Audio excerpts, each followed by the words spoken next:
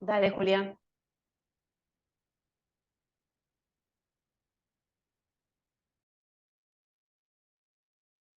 Bueno, si te parece, Analía, arrancamos. Vamos. Bueno, buenas tardes a todos. Vamos a comenzar el seminario de hoy, presentado por la licenciada Rocío Pastor. Es licenciada en Bioquímica, recibida en la Universidad Nacional de La Plata. Actualmente tiene una beca doctoral y realiza su doctorado en el INIGEM bajo la dirección de la doctora Eloísa Arana y la codirección del doctor Fernando Chirro. Hoy nos va a presentar el seminario titulado Inmunidad amigdalina en el tiempo, desde inmunoresistencia hacia inmunorregulación. Muchas gracias, Rocío, y cuando estés lista, te escuchamos. Bueno, gracias Julia. No sé si se escucha bien, cualquier cosa me frenan, por favor. Entonces, les voy a contar, como dijo Julia, algo de la inmunidad amigdalina en el tiempo. Esto es el avance de mi proyecto de tesis doctoral. A ver si pasa bien. Ahí está. Bueno, como introducción, nosotros en el laboratorio trabajamos con las amígdalas palatinas, que están ubicadas, acá en el esquema se ve, en la vía de entrada, en la entrada, perdón, de la vía nasofaringea, por lo cual van a estar en contacto constante con antígenos que ingresan por la vía tanto aérea como oral. Están formando el anillo de Waldeyer con otras estructuras confiriendo cierta protección a esta región. Forman forman parte del tejido linfoide asociado a mucosas con las otras estructuras que les dejo acá abajo y son órganos linfoides secundarios. Están compuestas principalmente por linfocitos B organizados en folículos, como se pueden ver acá en esta tinción de hematoxina y eosina que les dejo al costado. Estos folículos son estas estructuras redondeadas los linfocitos B entonces son la mayoría de este órgano, también están los linfocitos T, pero en menor proporción. Son órganos linfoepiteliales y a continuación les voy a contar un poquito de estos dos compartimentos. Para comenzar con el compartimento linfoide, como les conté, son principalmente órganos B. Acá lo que les muestro son inmunohistoquímicas realizadas contra CD20, marcador de linfocitos B, donde podemos observar que, como les conté recién, los linfocitos B están primordialmente organizados en estos folículos, aunque también pueden encontrarse en las áreas extrafoliculares. Y para los linfocitos T vemos que estos están ubicados al contrario, principalmente en las áreas extrafoliculares, aunque también vemos algunos de ellos dentro de los folículos. Para los linfocitos T, la mayoría de los linfocitos T que observamos en este órgano son CD4 helper y una minoría son los CD8. Respecto al compartimento epitelial, sabemos que los epitelios de mucosa se dividen en dos grandes tipos, tipo 1 y tipo 2. El tipo 1 podemos observar que es una sola capa de células. Está ampliamente distribuido, pero es el más estudiado porque está en intestino, ¿no? Está, bueno, compuesto por esta capa de únicas células, tapizado por una capa de mucus y también por microbiota. Y el isotipo de inmunoglobulina predominante, como vemos acá, es la IgA. Mientras que en el tipo 2 lo que podemos observar es un epitelio estratificado de varias capas de células, donde el principal isotipo es la IgG.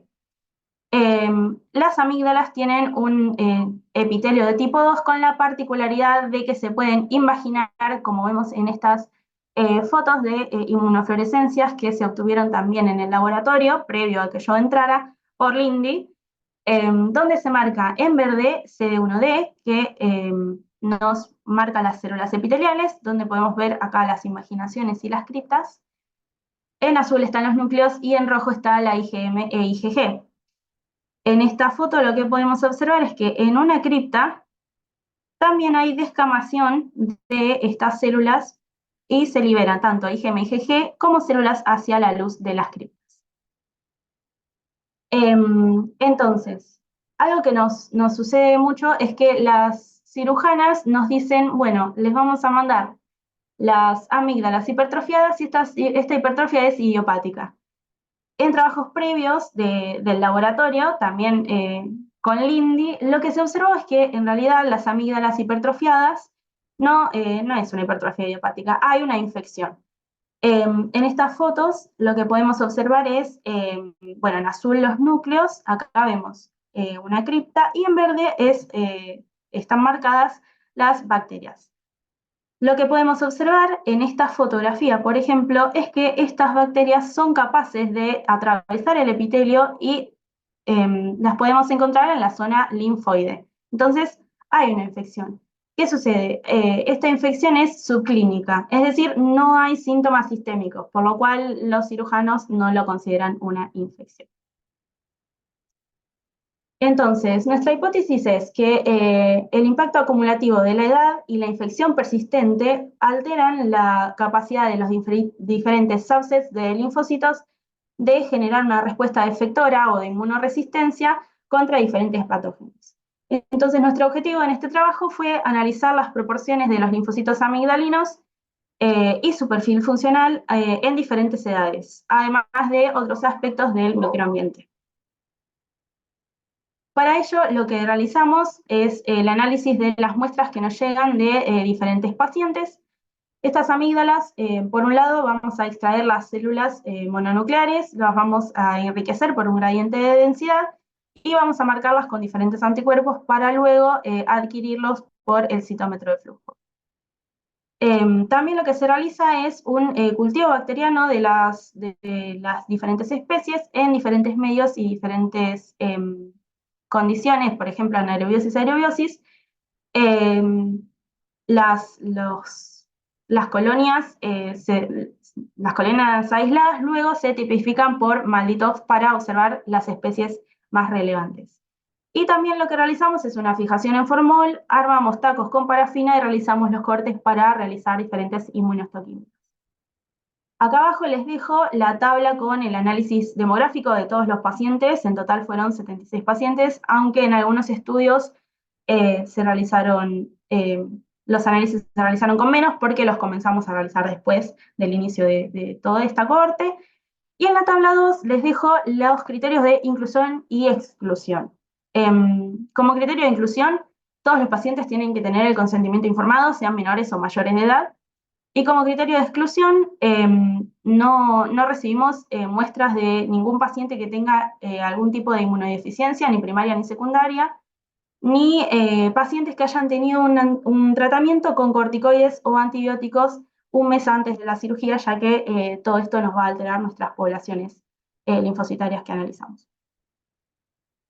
Entonces, para pasar a los resultados, lo dividimos en tres partes. En la primera parte les voy a contar un poco sobre la evolución de los mecanismos efectores con la edad, es decir, los capaces de generar esa inmunoresistencia. Para poder hablar de todo esto y un poco de el envejecimiento que planteamos nosotras, tengo que recordarles un poco la reacción de centro germinal. Lo voy a pasar rápido porque creo que ya lo saben todos, pero la reacción comienza cuando un linfocito B reconoce un antígeno por su BCR, este lo va a internalizar, lo va a procesar y presentar diferentes péptidos en la molécula MHC de clase 2.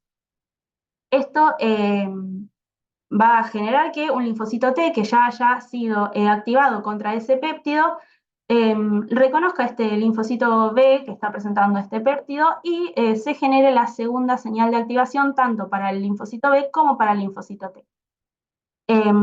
Esto va a generar la reacción extrafolicular donde va a haber células plasmáticas que generen IgM contra este antígeno y también estos linfocitos B activados completamente van a pasar a formar el centro germinal. En estos centros germinales va a haber una alta tasa de expansión clonal, es decir, va a haber mucha proliferación, se van a dar también las reacciones de hipermutación somática y el switch de isotipo. De esta reacción de centro germinal se generan dos células o dos fenotipos principalmente efectores, las células B de memoria y las células plasmáticas que van a secretar anticuerpos con mayor afinidad y de isotipo IG. Entonces, como primer población de células efectoras, vamos a evaluar las células B de memoria. Acá en la figura A lo que les muestro es la estrategia de gating que seguimos para seleccionar estas células, arriba para un niño de 2 años y abajo para un joven de 18 años. Dentro de los linfocitos B, en función de CD10 y CD44, nos vamos a quedar con las que expresan bajo CD10 y alto CD44, y en función de CD27 y CD38 vamos a seleccionar las de alta expresión de CD27 y baja expresión de CD38. Esta última población es mi población de células B de memoria, y lo que podemos observar es que para un niño de 2 años hay un menor porcentaje de estas células respecto del joven de 18 años. Esto lo repetimos para 76 pacientes, observando el gráfico B, donde podemos ver que la proporción de estas células B de memoria va aumentando a medida que aumenta la edad. También nos decidimos evaluar las células B que están formando ese centro germinal, es decir, las que van a ser capaces de generar toda esa reacción. Lo mismo en la figura A, vemos la estrategia de gating para el mismo paciente de 2 y el paciente de 18 años. Dentro de las células B, lo que vamos a hacer ahora es quedarnos con las de centro germinal, que son las de alta expresión de CD10 y baja expresión de CD44. Observando que para el niño de 2 años hay una mayor cantidad de células B de centro germinal, mientras que para el joven de 18 hay una menor cantidad de células. Esto nuevamente se repitió para 76 pacientes, observando que este número de células B de centro germinal va disminuyendo con la edad.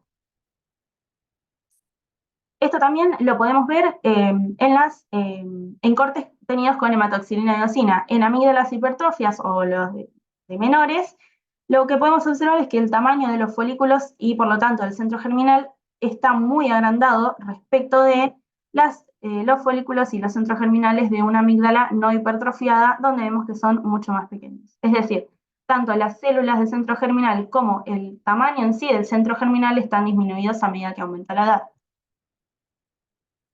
Otra población de gran importancia dentro de esos centros germinales, como ya les conté, es esta población de células T colaboradoras o helper. En la figura A, lo que les muestro es una inmunohistoquímica para estas células T CD4, donde podemos observar que hay muchas, como les conté previamente, en las áreas interfoliculares, pero también podemos observar que hay, no sé si se llega a ver porque son muy chiquitos, pero hay también células en el manto y dentro del centro germinal.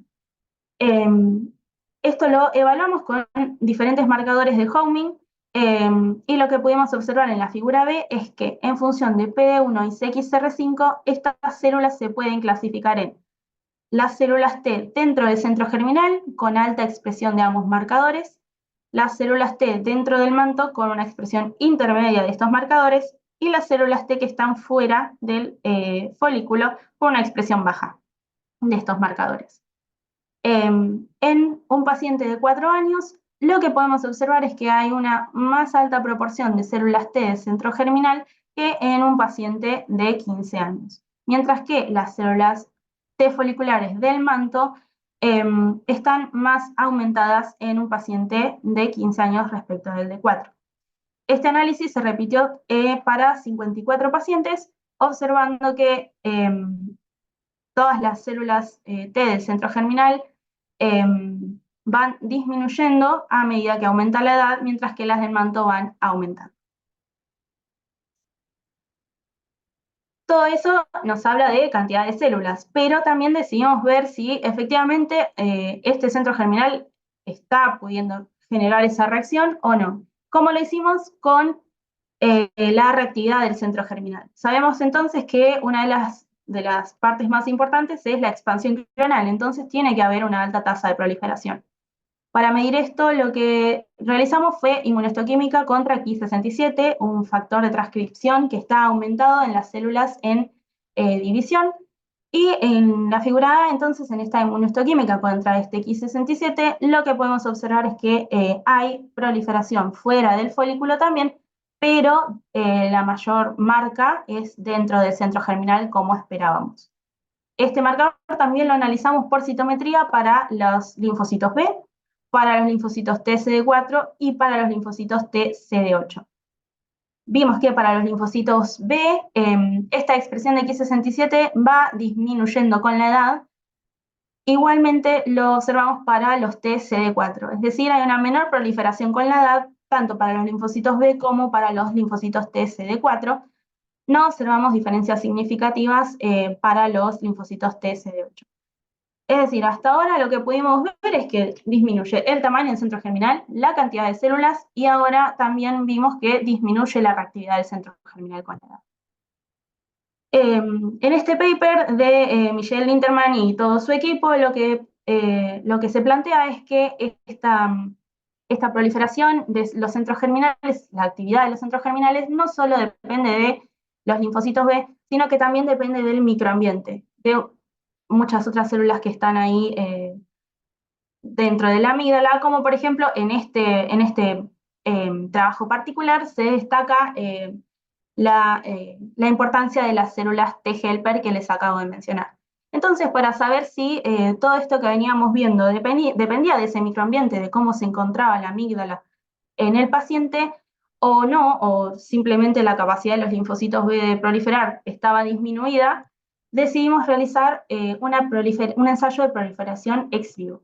Las células T mononucleares que aislamos cuando nos llega a la amígdala, las pusimos a cultivar con interleuquina 2 e interleuquina 4, que son señales de sobrevida, CpG y CD40 ligando. Para esto, a estas células les medimos entonces el Ki67 para ver si podían proliferar o no a las 24, 48 y 72 horas. Y lo que observamos es que tanto para niños como para adultos no hay diferencias significativas entre dos grupos en la proliferación a las 24, 48 y 72 horas, por lo cual ese microambiente entonces estaría siendo de gran importancia. En esta segunda parte de resultados les voy a contar entonces mecanismos reguladores que nos parecieron de importancia y otros aspectos de este microambiente que tan importante es para la reacción de centro germinal. Como mecanismo regulador, en realidad hay otros resultados previos, antes de que yo haya llegado al laboratorio, que habla de los B reguladores capaces de secretar interleuquina 10.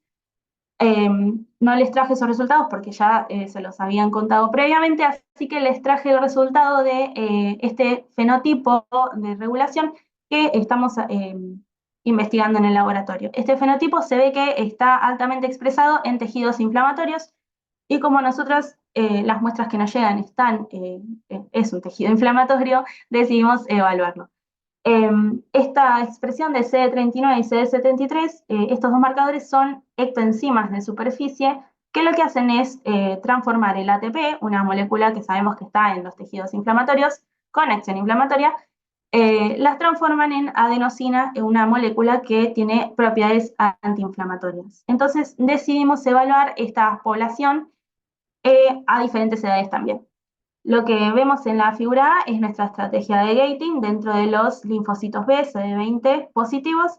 Decimos evaluar las doble positivas, es decir, la coexpresión de estas dos ectoenzimas a diferentes edades. Entonces, lo que pudimos observar es que para nuestros pacientes prepubertad, a los niños, hay una menor proporción de estas células doble positivas respecto de los adolescentes y adultos. Otro aspecto muy importante de este microambiente es las especies bacterianas colonizantes. Dijimos, bueno, quizás estas diferencias que venimos observando en la proliferación, en los diferentes fenotipos, se debe a la colonización de diferentes bacterias. Así que, como les había contado antes, pudimos observar las especies mayoritarias y concluimos que no hay diferencias en ellas para los diferentes grupos etarios. En todas encontramos que la mayoritaria es Staphylococcus aureus, seguidas por Haemophilus influenza y Streptococcus pyogenes, por lo cual las bacterias no nos estarían modificando las poblaciones a diferentes edades. Respecto de las amígdalas, como les conté, por su ubicación van a estar en contacto todo el tiempo con diferentes antígenos, no solo con diferentes bacterias, sino también con diferentes virus.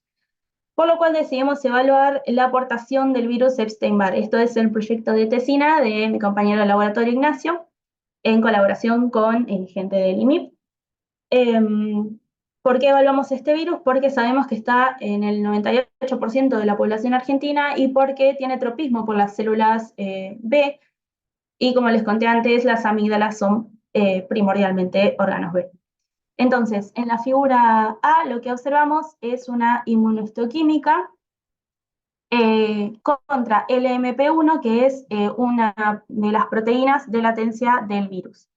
Esta figura A es un control positivo porque se realizó esta inmunohistoquímica en tejido de linfoma de Hodgkin asociado al virus Epstein-Barr. Y lo que podemos observar en rojito es una de las células positivas, denominada Reed-Steinberg cell, está muy modificada respecto a las otras, se ve mucho más grande, con mayor citoplasma, y no sé si se llega a ver, pero deberían verse 2 núcleos. En las figuras B, C y D, lo que podemos observar es una inmunohistoquímica realizada para el mismo paciente, solo que a diferentes aumentos contra esta proteína de latencia. Y en la figura D se puede observar bien la célula positiva contra el MP1, también está con el citoplasma bastante más agrandado.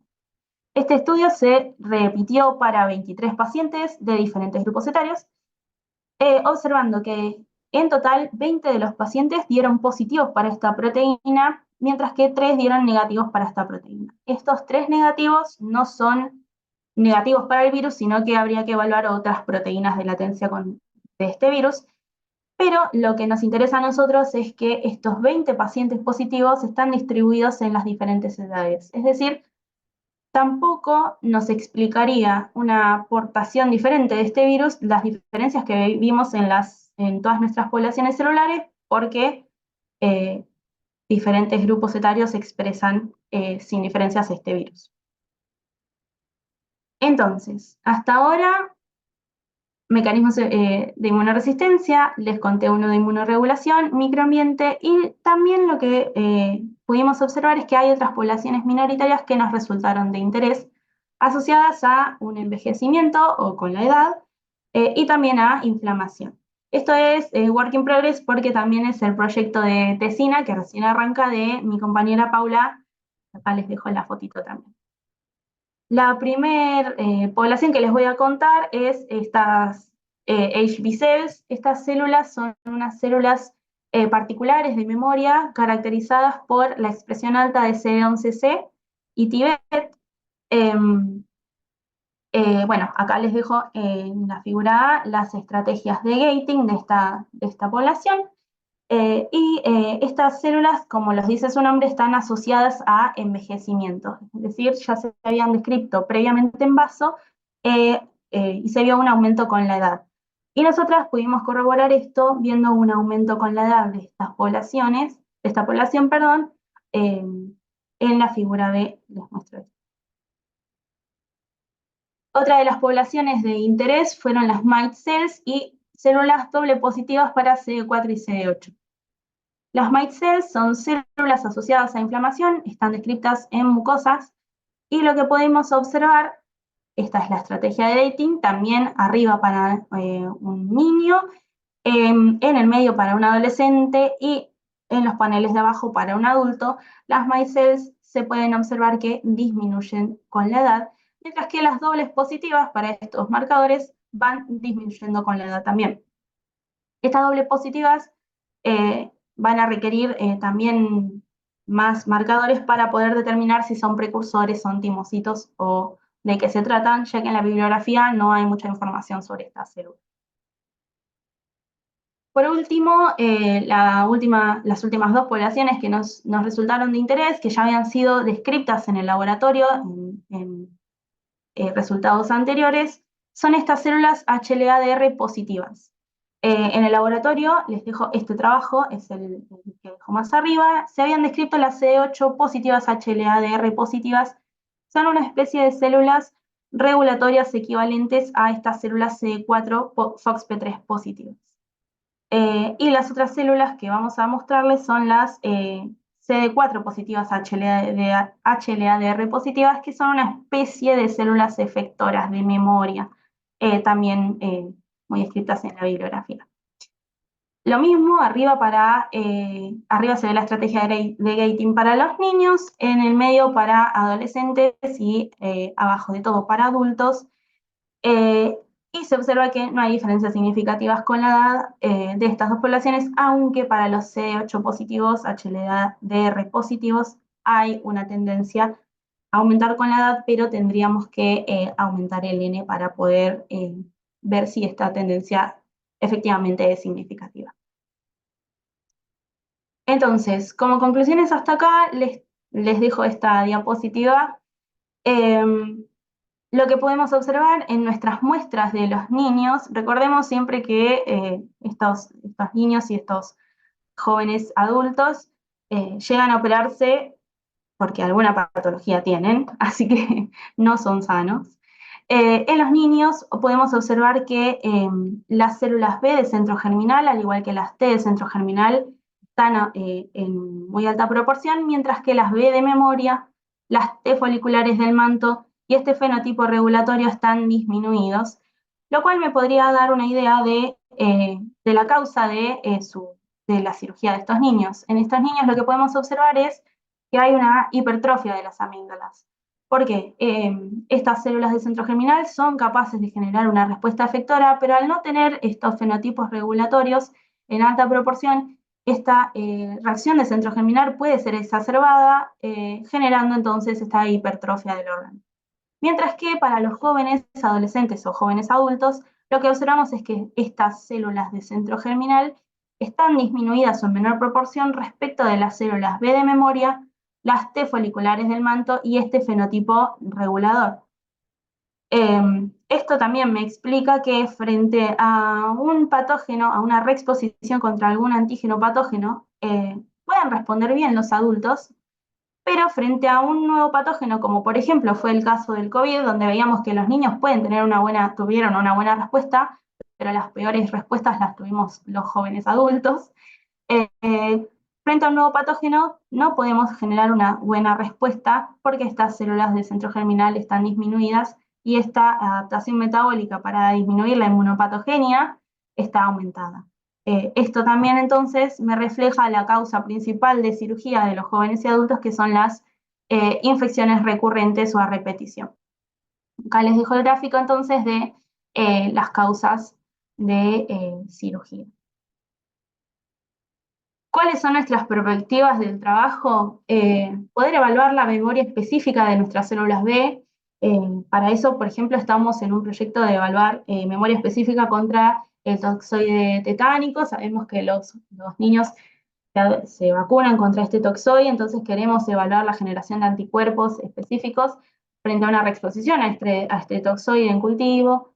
También queremos evaluar la diferencia en formación de biofilms. Quizás no hay diferencia en la colonización en niños respecto de los jóvenes o adultos, pero podría haber una diferencia en el crecimiento bacteriano de estas especies, así que también nos interesa mucho evaluar los biofilms.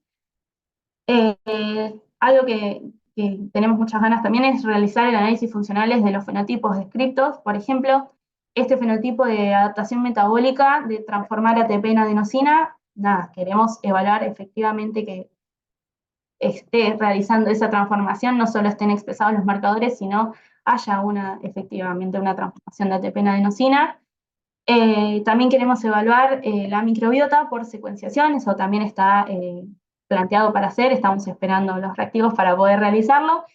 Y por último, secuenciar las especificidades de los linfocitos B. Sabemos que por trabajos también anteriores, no del laboratorio, pero bueno, está en bibliografía que hay capacidad de que se generen centros germinales crónicos. Esto generaría diferentes modificaciones puntuales en los BCR, pudiendo aumentar mucho la afinidad de estos receptores, por lo cual nos gustaría secuenciar estas mutaciones puntuales para ver si efectivamente está sucediendo esto. Y bueno, hasta acá agradecimientos a todo el INIGEM, al laboratorio, a citometría de flujo, a microscopía, el Hospital de Clínica del Servicio de Otorrinolaringología, que es quien nos da las muestras de los pacientes, al Servicio de Anatomía Patológica y Microbiología, por ayudarnos y asesorarnos con todo lo que son los cortes.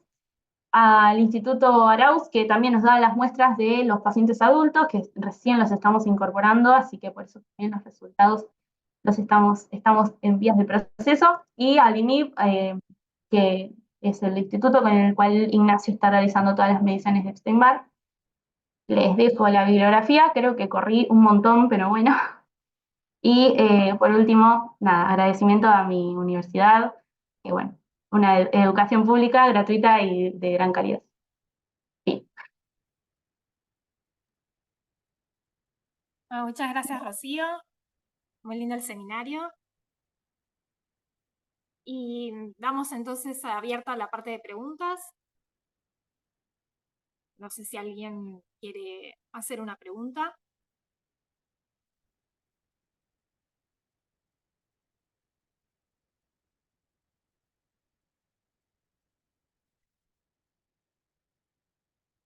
Acá hay una pregunta de Ariel, que me parece que no tiene micrófono, así que te la hago yo.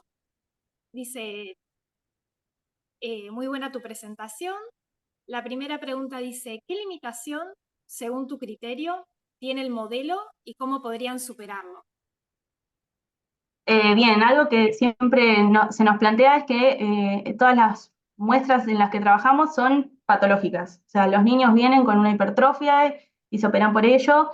Lo mismo los adolescentes y adultos, no tenemos controles sanos.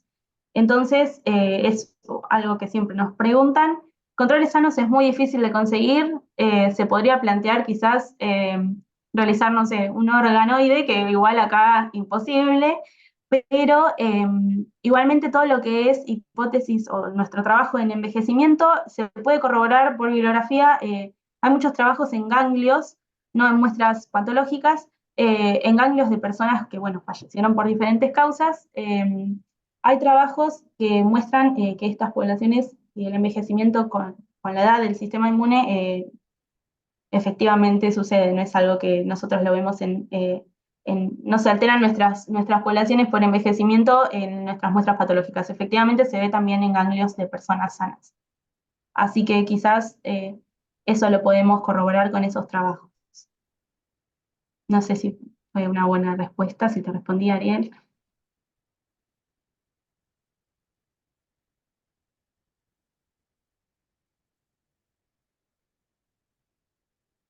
Sí, parece que sí.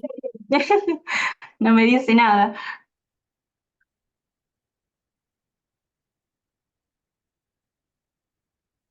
Ay, y te hace una segunda pregunta. Bien. Dice, en la mostración de los resultados para CD39 versus CD73, tiene dos categorías por edad, de 2 a 9 y de 10 a 18. ¿Cuál fue el criterio de tomar estos dos grupos etarios y no el de la triple clasificación, niño, adolescente y adultos? Bien, nosotras comenzamos con las muestras de adultos, como les conté, hace muy poco tiempo. Entonces, pacientes mayores de 18 recién obtuvimos este año, no continuamos con los análisis, no pudimos incluirlos, no llegamos a incluirlos en la figura. Esta separación en dos criterios es siempre teniendo en cuenta la pubertad. Está más o menos descrito que alrededor de los 10 años ocurre la pubertad en los pacientes, entonces tomamos eso como criterio de división. Los niños prepubertad y los pacientes postpubertad. Adultos en ese gráfico no tuvimos porque recién ahora estamos pudiendo incorporar un nene mayor para incluirlos.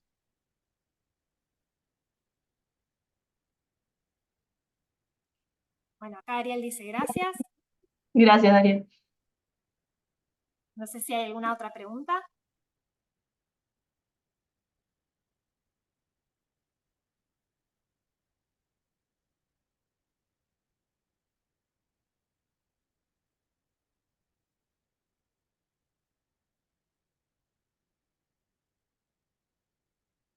Los maté.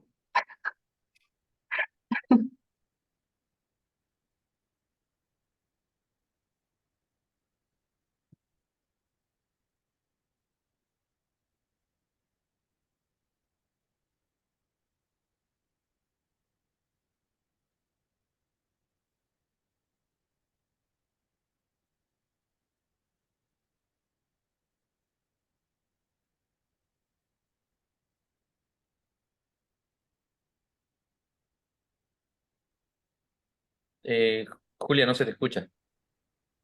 Sí. ¿Hay alguna otra pregunta?